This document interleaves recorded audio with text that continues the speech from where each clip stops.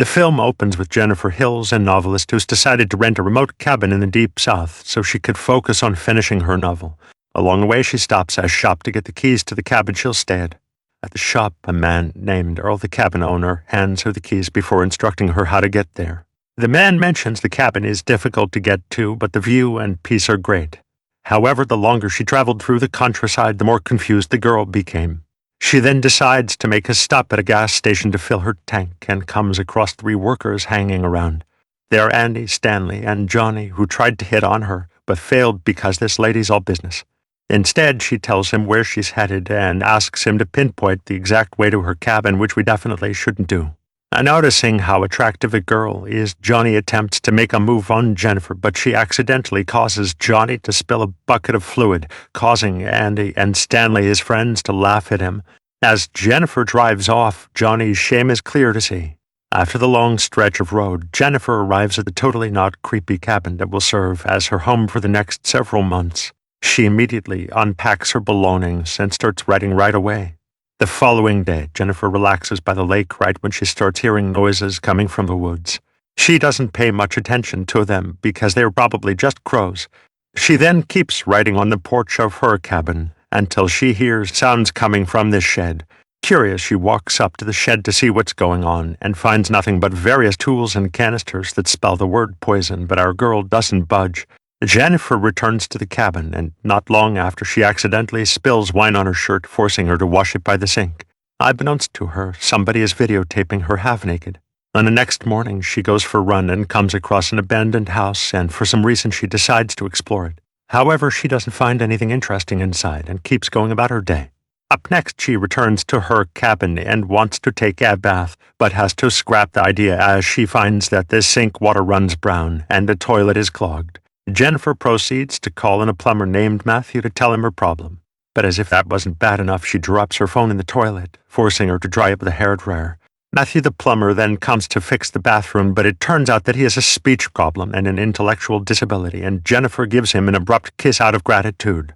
In the woods, Andy, Stanley, and Johnny hang out and kill fish for fun while being recorded by Stanley.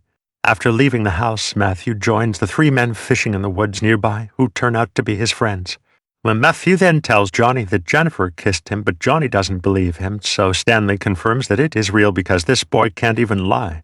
Creepily enough, Stanley shows them the video he took of Jennifer last night, which riles Johnny up.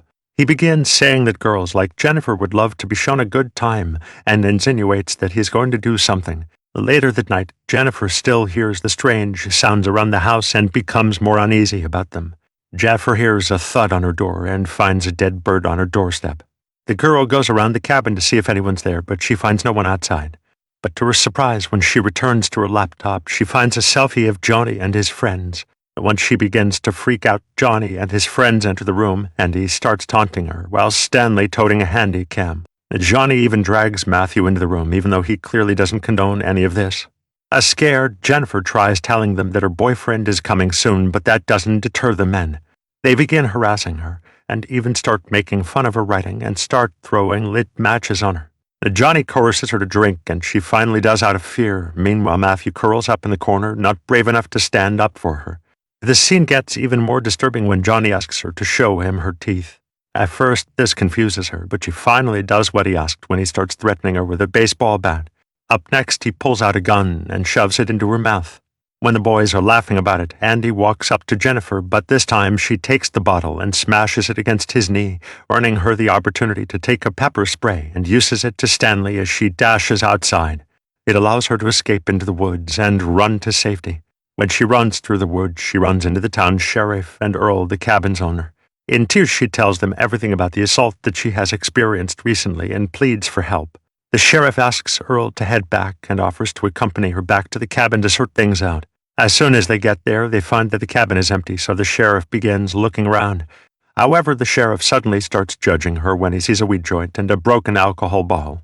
He accuses her of not telling the truth about what happened, and she has no right to make false accusations about the men he knew since they were kids. Up next, the sheriff performs a body search, which surprisingly is nothing more than an excuse to feel her up. They are interrupted by Johnny and his friends, who have just returned. The sheriff then begins assaulting her while the rest of the men watch.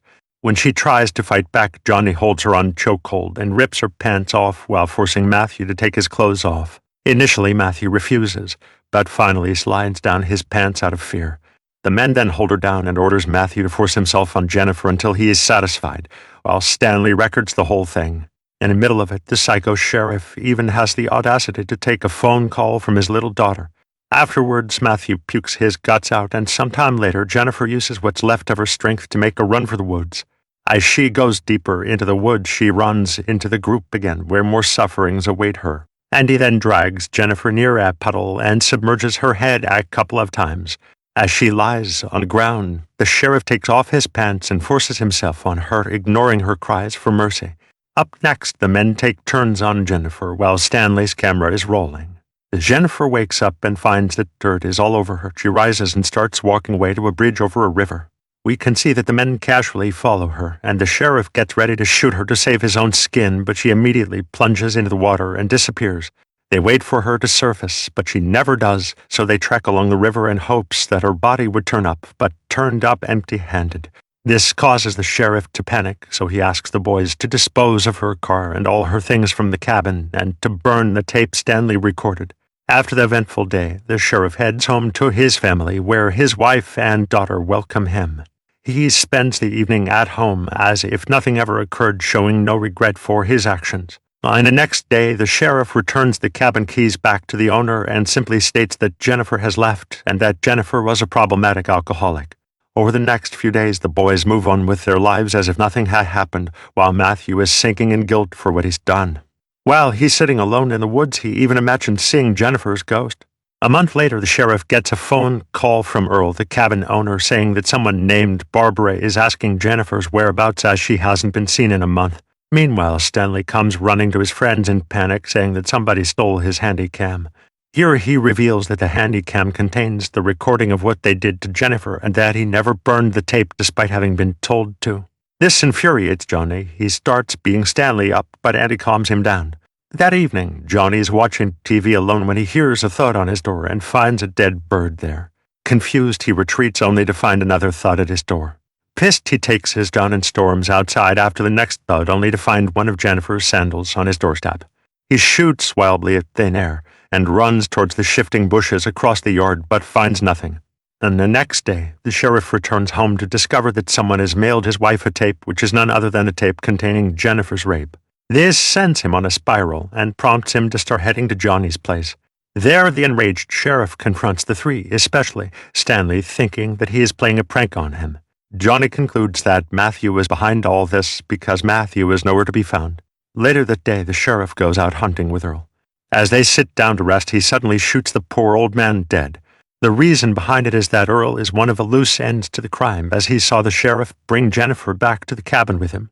Meanwhile, a guilt-ridden Matthew wakes up in the abandoned cabin and suddenly comes across Jennifer sitting on the couch. Glad that she's still alive, he comes up to her and starts crying while telling her he's sorry. But of course, that's not good enough. She takes out a rope and begins choking him. On that same day, Stanley and Andy take to the woods on their search for Matthew until they hear the faint sound of music playing, which leads them to the same abandoned house Jennifer found at the beginning of the movie. Judging from its state, it appears that someone has been living there. While Stanley is out alone, he shockingly comes face to face with Jennifer, and as he steps closer, he gets caught on a bear trap and screams in pain. This prompts Andy to come to his rescue, only to be knocked out in the head by Jennifer. Sometime later, Stanley wakes up to find that he's been tied up to a tree stump. Jennifer takes her time by videotaping him and force-feeding him a dead rat.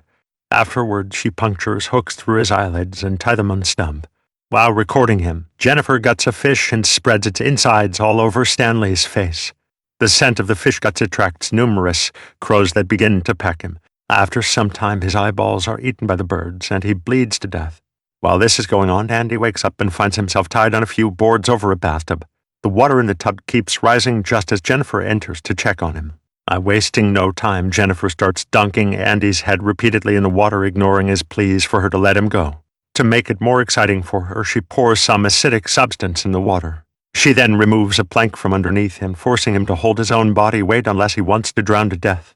and when he couldn't hold himself up anymore, he repeatedly sinks into the acidic water until he dies. Up next, Jennifer visits Johnny at the gas station and knocks him out with a speed wrench.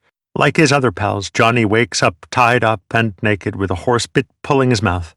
Jennifer pulls hard on the bridle and begins taking out his teeth, making him realize his mistakes and causing him to piss himself out of fear. Afterward, she takes the bridle off and pulls out a gun, which she puts in his mouth. But arrogant as ever, he still has the audacity to laugh, at least until she takes out a pair of shears and chops his pee-pee off before shoving it in his mouth. Johnny, of course, bleeds to death, and yes, the scene is as gruesome as you might imagine. On the other side of town, the sheriff gets a phone call from his daughter, who excitedly announces that her new teacher is paying a visit. When she hands the phone to said teacher, it turns out to be the finest teacher he could find for his daughter, our beloved Jennifer. She confidently introduces her name to the sheriff, which of course makes him panic. Out of concern for his family's safety, the sheriff rushes home, and when he gets there, he finds that his daughter has left because Jennifer asked her to hang out. He immediately goes in search for her at an empty playground with his daughter still out of sight. However, when he re-enters his car, Jennifer ambushes him. When he wakes up, he finds himself inside the cabin with a shotgun shoved inside his behind. Jennifer then shows up and begins talking about how nice his daughter is and how he could tolerate assaulting a woman. To torture him, Jennifer begins ramming the barrel deeper. Afterward, she ties a string around the trigger and reveals an unconscious figure sitting across the room who is none other than Matthew. And she ties the other end of a string to Matthew's wrist so that if Matthew moves his arm, he'd pull the trigger. The sheriff pleads for his life as Jennifer walks out. Moments later, Matthew wakes up and begins stirring. And before the sheriff could warn him, the trigger is pulled and the two are shot dead, marking the end of the movie.